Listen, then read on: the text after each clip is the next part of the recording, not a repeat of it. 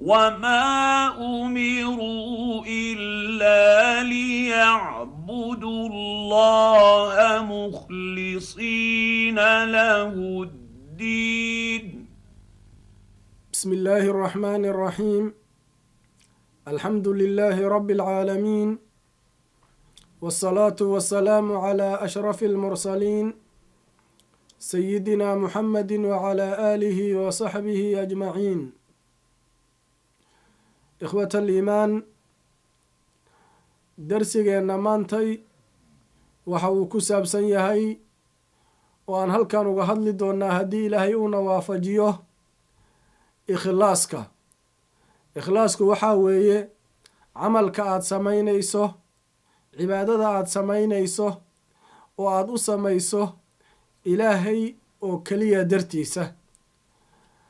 camalka aad samaynayso oo aad ka barax tirto, ka ilaaliso inaad ilaahay cid kale la wadaajiso, inay istustus iyo kaa noqoto, ha lagaa maqlo ama ha lagaa arko ay kaa noqoto.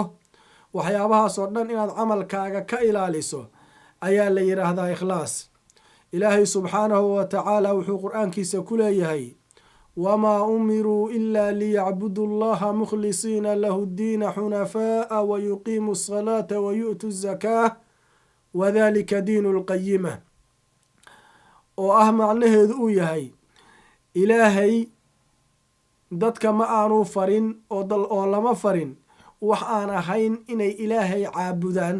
ilaahay keliya inay caabudaan ayaa dadka la faray, oo weliba cibaadadaas keliya ma ahane ay noqdaan mukhlisiina lahu ddiin, kuwa ilaahay cibaadada u barax tiraya oo aan cid kale la wadaajinaynin. marka ilaahay wuxuuna faray inaan caabudno, wamaa khalaqtu ljinna waalinsa ilaa liyacbuduun. haddana cibaadadaas waa inay noqotaa cibaado ikhlaas ah oo ilaahay darti loo samaynayo oo aan cid kale loola jeedin. waa inay noqotaa cibaado aan loola jeedin ha lagaa arko, waa inay noqotaa cibaado aan loola jeedin ha lagaa maqlo, waa inay noqotaa cibaado aan loola jeedin ha lagu ammaano, wahaakada. cibaadadaas nabigeena calayhi salaatu wasalaam wuxuu noo sheegay sidii xadiidkii saxiixa ahaa ee bukhaari iyo muslimba ay warinayeen oo cumar ibnu alkhadaab amiiru lmu'miniin laga warinayey: inama alacmaalu binniyaati wa inamaa likulli imri'in maa nawaa faman kaanat hijratuhu ila allahi warasuulih fahijratuhu ila allahi warasuulih waman kaanat hijratuhu lidunyaa yusiibuhaa aw imra'atin yankixuhaa fahijratuhu ilaa maa haajara ilayh. xadiidkaas waa xadiid aad u muhiim ah oo qaacido weyn oo qawaacidda islaamka ka mida ayuu ku fadhiyaa.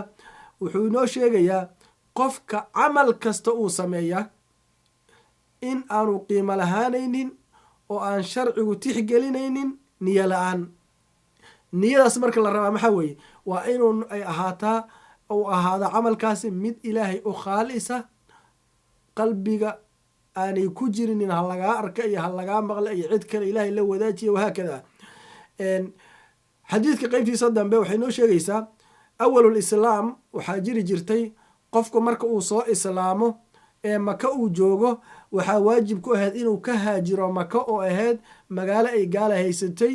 waxaa waajib ahayd inuu qofku ka haajiro ee u haajiro madiina. marka qofkii marka uu maka ka haajirayo ee madiine u haajirayo, ilaahay iyo rasuulkiisa darti u haajira, hijradiisa waa saxiix, waa maqbuul, ilaahay wuu ka aqbalay. laakiin qofkii u haajira adduunyo daraaddeed oo madiinuu danka leeyahay, ama u haajira gabar meeshaas jirta inuu soo guursado iyo wixii la mida, fa hijratuhu ilaa maa haajara ileyh. hijradiisu waa wixii uu u haajiray, oo macnaheedu yahay amarkii saarnaa ee ahay inuu haajiro cibaadadii saas iyada la faray kama ansixin. cibaadadaada waxay ku ansixaysaa oo ilaahay agtiisa ay qiimo uga yeelanaysaa in ay noqoto mid ilaahay u khaalisa. haddii ilaahay cid kale lala wadaajiyo, ilaahay maalinka qiyaama wuxuu leeyahay dadka wax ka dhexeeyaan anigaa ugu hodansan, ana agna shurakaai can shirk. in laba qof hadday wax isku darsato, markii ay kala xisaab guurayaan oo ay kala wareegsanayaan waxoodii, qofka xoogaa dhaqaalaha roon ayaa wixii jajaba yidhaahda anigu waa ka tanaasulay hebel oo isku qaado. marka ilaahay walahu lmathalu laclaa. dad wax la isugu dara asagaa ugu qanisan, asagaa aan cidna u baahnayn. marka haddii camal uu qofku sameeyo, camalkaasna ilaahay uu cid kale ugu daro, mathalan bani aadan uu ugu daray ha lagaa arko, ha lagaa maqlo iyo wixii lamida, ilaahay wuxuu leeyahay asaga iyo shirkigiisii waa isaga tegaya. ciddii kale ha u doonto abaalmarin, camalkaas agteeda ilahay agtiisa maqbuul kama ahan. ilaahay ma aqbalo camal aana khaalis ahayn. wamaa umiruu ilaa liyacbudu llaha mukhlisiina lahu diina xunafaa. saas wey, waa inuu camal ku noqdaa mid ilaahay u khaalisa. caaisha radia allahu canha um lmu'miniin ayaa nebiga waxay ka warisay xadiis, waxay tiri wuxuu yihi nebigu calayhi salaatu wasalaam, yagzuu jeyshun alkacba. mustaqbalka waxaa la gaari doonaa ciidan baa waxay kusoo duuli doonaan kacbada, oo maxay ugu soo duulayan inay dumiyaan oy la wareegaan ayay ugu soo duulayaan. faidaa kaanuu bibaydaaa min alard yukhsafu biawalihim wa aakhirihim. meel banaana marka ay marayaan oo ay duulaankii jidkii kusii jiraan ayaa kii u horeeyey iyo kii u dambeeyey dhulka lala goynayaan. markaasa waxay yiri tiri caaisho, yaa rasuula allah, kayfa yukhsafu biawalihim wa aakhirihim wa fiihim aswaaquhum waman laysa minhum. rasuulka ilaahayow, sidee loola goynayaa kan ugu horeeya kan ugu dambeeya ayadoo ay ku dhex jiraan dad aan kamid ahayn iyo suuqyo iyo dad aan waxba galabsan iyo wahaakada ay ku jiraan, sidee loola goynaya? macnaha waxay ula jeedaa caaisho, maadaama ilaahay uu yihi walaa taziru waasiratun wisra ukhraa, oo qolo dembiga ay galeen aan cid kale loo ciqaabaynin, sidee dadkan masaakiinta ah ee ciidankan kacbada duulaanka ku ah ku dhex jira sidee loola goynayaa dhulka? maxaa yeele haddii dhulkii la gooyo, intii dembiga wadatay iyo intii la socotay oo aan amarka waxba ku lahayn, haddii aswaaqda aan nidhaahno dadkii dadka xoolaa u kaxaynayay oo la adeegsanayay weeye, ama aan nidhaahno deegaankii ay marayeen dadkii ku noolaay oo iyo suuqyadii ku yaallay iyo magaalooyin ku yaallay dadkii joog dhan dhulkaa lala wada goynayaan. marka dadkaa maxay ku galabsadeen? markaasaa uu yihi nabigeena calayhi salaatu wasalaam, yukhsafu biawalihim wa aakhirihim huma yubcathuuna calaa niyaatihim. sax weeye, dhammaantood dhulkaa lala goynayaa. markii musiibo ay timaado, musiibadaasi qofka wanaagsan iyo qofka xunba way camimaysaa. horta dhulkaa laisla wada goynaya adduunka, laakiin huma yubcathuuna calaa niyaatihim, qolo walba niyadeediyaa lagu soo saaraya. maxaa meeshaas daliilka noogu sugan? maxaa weeye ikhlaaska.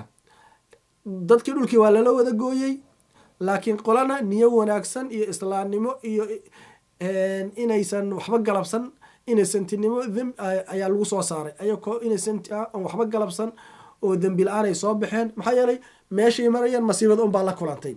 qolana waa qolada ciqaabka mutaysatay oo kacbada duulaanka ku ahayd.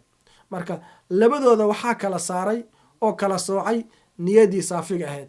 marka qofka muslimka ah waxaa la rabaa mar walba inuu niyadiisa khaalis yeelo, camal kasta uu samaynayo inuu u sameeyo ilaahay dartiis. markii uu xaqiijiyo camalkaas inuu yahay camal ilaahay uu raadi ka yahay kadib, marka koowaad camalku waa inuu yahay camal ilaahay raadi ka yahay oo waafaqsan usuushii islaamka, shareecada islaamka asal ku leh waa inuu noqdo cibaado ah. markaas kabacdina cibaadadaas waa in uu u sameeyo ilaahay daraadiis. markaas wuxuu noqonayaa camalkaasi midkii uu ku badbaadi lahaa qiyaame, oo xataa haddii uu la kulmo masiibo adduunka halaag uu la kulmo oo sabab ay u noqotay dad dunuub ay sameeyeen kale, haddii xataa uu la kulmo ciqaabteedii jamaaciga ahayd ee dunuubiga ahayd, qiyaamo waxaa lagu soo saarayaa niyadiisii wanaagsaneed. nabigeena calayhi salaatu wasalaam, saxaabada ayaa marka waxay weydiiyeen rasuulka ilaahay, jihaadka oon ognahay acmaasha islaamka acmaasha ugu qaalisan o ugu qiimaha badan inuu kamid yahay, ayaa saxaabada qaar kamid a rasuulka waxay weydiiyeen, rasuulka ilaahay waxaad ka warantaa nin u dagaalamaya geesinimo. waa nin raga, waa haliyay, uu u dagaalamaya. mid wuxuu u dagaalamayaa xamiya, tolkiisii iyo dadkiisii iyo ayuu darada u dagaalamayaa. wahaakada dad saas u dagaalamaya, ninka u dagaalamaya xamiyada, midka u dagaalamaya geesinimada iyo midka u dagaalamaya diinta ilaahay. wahaakada keebaa intoo dhowr sifa soo sheegeen waxay yidhahdeen intaa keebaa jihaadkii ah? ma ninka u dagaalamaya geesinimada jihaadka ilaahay, ma midka ciilka u dagaalamayo cadgoos isdhahaya hebel iyo hebel aana horey kaa qabaane kasoo cadgooso, ayaa jihaadkii ilaahaya ma midka tolkoodii daraadiis u dagaalamaya xamiyada ayaa ah kee ah. markaasuu nabigeena calayhi salaatu wasalaam wuxuu yidhi ma dhihin kan shijaacada u dagaalamaha geesiya jihaada, ma dhihin kan xamiyada u dagaalamaya jihaada, ma dhihin kan xoolaha u dagaalamaya jihaada, midka ciilka u dagaalamaya jihaada ma dhihin. wuu usoo koob marka wuxuu yidhi man qaatala litakuna kalimatu llahi hiya alculyaa fahuwa fi sabiili illah. qofka u dagaalama in ilaahay diintiisu ay kor noqoto ka unbaa jihaada. marka nabigeena calayhi salaatu wasalaam uu leeyahay man qaatala litakuna kalimatu llahi hiya alculyaa fahuwa fi sabiili illah, waa macno ballaarina ku jira meeshaas. qofkii u dagaalama kelimad ilahi inay kor noqoto. maxaa kamid kelimad inay kor noqoto? mathalan ixqaaqu lxaq, xaq baqan sugidiis, xaq soo dhacsigiis. مثلا نبينا عليه الصلاة والسلام سيدا ونوشي من قتل دون مالي فهو شهيد، من قتل دون أهلي فهو شهيد، وهكذا. قفكي حوله سأسقو الدفاع عنيا، أما ريركيسي أهلكيس أسقو الدفاع عنيا، أما دينتي سأسقو الدفاع عنيا، أنت روحي وشهيد.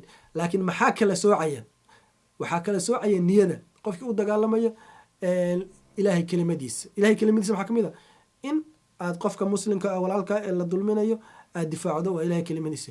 xoolahaaga inaad difaacato oo lagaa dhacayo oo dulmiga lagaa qaadanayo waa kelimo ilaahay waay, waa diin ilaahay waay, diintaa ku fartay ile inaad xoolahaaga difaacatee. qof muslim oo la dilayo haddaad caawiso waxaa waaye ilaahay kelimadiisii ayaad u dagaalamaysaa. jihaadkii weynaa ee gaalada lala dagaalamayana waa kelimadii ilahay u dagaalamaysaa. marka midkuu raba ha noqdo, haddii qofku niyadiisu ay tahay ilaahay dartiis wax xaqa uu difaacayo, markaas waxay noqonaysaa man qaatala litakuna kalimatu llahi hiya alculyaa fahuwa fi sabiili illah. marka dagaal oo dhan laba nin asaf ku wada jirta, mid wuu dhintay midna wuu dhintay, midna waa shahiid midna shahiid maaha. maxay ku kala bedelmeen? niyadaa kala socday. mid wuxuu u dagaalamay geesinimo, midna wuxuu u dagaalamay ilahay dartiis. laba qof ayaa sadaqa la wada baxday, midna waa laga thawaabiy oo jannu ku mutaystay, midna waxba kama helin, habaan manhuuran ay noqotay. maxaa kala soocay? niyadaa kala socotay. nina wuxuu u sameeyey ha lagaa sheego iyo ha lagaa arko, iyo hebel wuxuu bixiya ha lagu yihahdo. midna wuxuu u sameeyey ilaahay dartiis, niyadaa kala socday. mid wuxuu laba nin qur-aanka dadka wada baray. nabigeena calayhi salaatu wasalaamna sida uu noo sheegay khayrukum man tacallama alqur'aana wacallamah, waxaa idinkugu khayr badan, waxaa idinkugu wanaagsan qofka inta qur-aanka ilaahay barta dadka bara, ayuu yihi nabigeena calayhi salaatu wasalaam. laba macalin ayaa dadkii qur-aankii wada baray. midna wuxuu helay sifadaa nebigu sheegay oo ahayd khayrukum man tacallama alqur'aana wacallama. midna wuu khasaarayo waxba kama helenin. maxaa kala soocay? niyadaa kala socday. midna ilaahay dartiisa u sameynayay, midna qur-aanka inaad taqaano ha lagu arko, macalin hebel waa qaari ay ahayd inuu sameyn.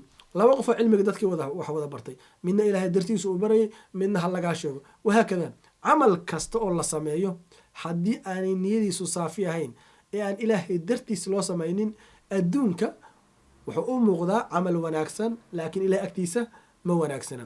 maxaa yeelay nabigeena calayhi salaatu wasalaam sida xadiiskii kale uu ku yidhi ina allaha jamiilun ina allaha tayibun laa yaqbalu ilaa tayiban. ilaahay waa alla wanaagsan, waa alla tayiba, wax aan wanaagsanayna ma aqbalo.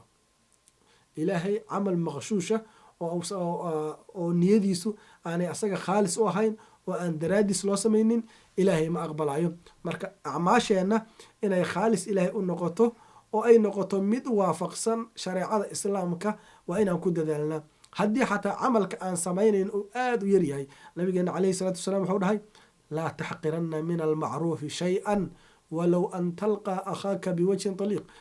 wax wanaag ah ha fududaysan, camal wanaagsan haddayba yihiin ha fududaysan.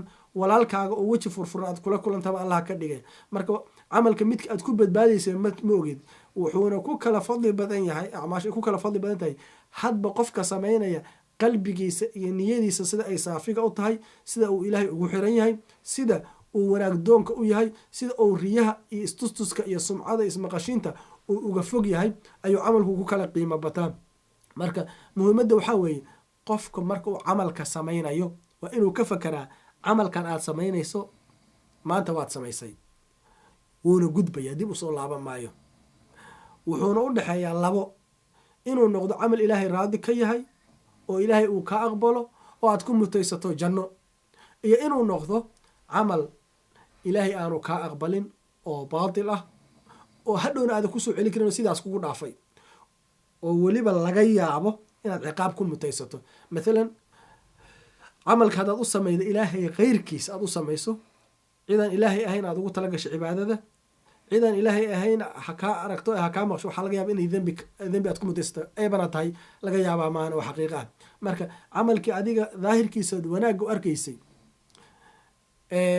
dadkuna ay arkayeen daahirkiisa inuu camal wanaagsan yahay, inuu noqdaa laga yaabaa camal aad cadaabta ilaahay ku mutaysanayso.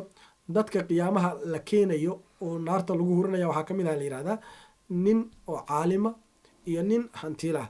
tusaalahaan labadaas haddaan usoo qaadano, ninka caalimka ilahay wuxuu yihahdaa cilmiyaan ku baray, diinaan ku siiyey, caafimaadaan ku siiyey, wahaakada inta ilahay u marna sheegto wuxuu yihahdaa wixii aan ku siiyey ee wanaagaha maxaad ku qabatay? markaasuu yihahda rasul ilaahayow cilmiga aada siisay waa bartay, waa ku camal falay, dadkiina waa bartay. waa runta intaas waad samaysay, laakiin waxaad u samaysay ha lagaa sheego, waa caalim ha lagu yiri hadaad u samaynaysay, waana lagu yiri. ujeedada intaas u maraysay ood wax u baranaysay oo dadka u baraysay oo dadka wax ugu sheegaysa waxay ahayd ha lagu yiraahdo hebel waa caalim. intaas abaalmarinta aragta intaas ahayd, waadna soo heshay adduunka lagugu soo yiri hebel waa caalim. mid kale markaasaa naarta saa uu ku galaa. mid kale wuxuu yidhahdaa ilaahay xoolihi ay siisay, xalaalaan ka kasbay, jidadki aad raadliga ka tahe in alle intaad meel raadli ka taho dhan waa ku wada bixiyey, waxaa ugu kaalmeeyey dadka dhibaataysan, jidadaan ka dhisay, ceelalaan ka qoday, agoonaan ugu kaalmeeyey, islaamkaan ku taageeray, masaajidaan ka dhisay, wahaakada. jid kasta oo khayra oo aad fartay in wax lagu bixiyo oo isoo mara waa uga faa'iideeyey xoolahaygiyo ilaahayo waan ku bixiyey. markaas ilahay yidhi waad bixisay, laakiin waxaad u bixinaysay ha lagu yidhaahdo waa kariim, waa deeqsi, waa nin xoolaha quura ha lagu yidhaahdo ayaad u bixinaysay, waana lagu soo yiri ficlan. marka camalkaagii wixii aad ka soo shaqaysatay horaad usoo hormarsatay. marka maalinka qiyaam waqadimnaa ilaa maa camiluu min camalin fajacalnaahu habaan manhuura, wixii ay hore usoo marsay adduunka loogu soo gudbiyey, qiyaama markay tagaana waa saraab, waa dhaandabagaalle. wax alla wixii ay dhaandabagaalle waxaa la yihahdaa wirwirka ama iftiinka aad biyaha moodeyso oo markaad meel fog socoto kale wadada kaa horeysa aad isleedahay biyaha ku jira, laakiin markaad meeshii timaado xaqiiqada ay tahay cagsigeedoo meeshii waxba oolin. marka camalkii adduunka aad ku samaynaysay markii hore loo haystay camal wanaagsan inuu yahay, qiyaama markii la tago wuxuu noqonayaa habaan manhuuran, boor le firdhiyey oo kale ayuu noqonayaa. ammaantiisii iyo niyadaadii xumeedna adduunkaad kusoo qaadatay ee ahayd ha lagaa sheego, ha lagaa maqlo, ha lagu ammaanadii adduunkaad ka rabtay waana lagu soo yiri, qiyaamana waxba kuuma yaalaan. sidaasaad marka ciqaab ku mutaysanaysaa. ilaahay aan ka magangelaynaa, ilaahay waxaan weydiisanaynaa in acmaasha aan samaynayno ay noqoto mid dartiisa loola jeedo. ilahay intaas ilah waxaan ku weydiisanaynaa ikhlaas alcamal, ilaahu nawaafaji, ilaahu ma awoodno inaan anaku iswaafajino, adiga unbaa awoodda iska leh. waxaan ku weydiisanaynaa wax alla waxa aan samaynayno inay noqdaan kuwa daraaddaa loola jeedo oo waafaqsan jidka aad raadiga ka tahay kitaabkaaga iyo sunnada nebigaaga calayhi salaatu wasalaam, mid waafaqsan inaad acmaashana ka dhigto ayaan ilaahu ku weydiisanaynaa. aqulu qawlii hada waastaqfiru llaha lii walakum, wasalaamu calaykum waraxmat ullaahi wabarakaatuh.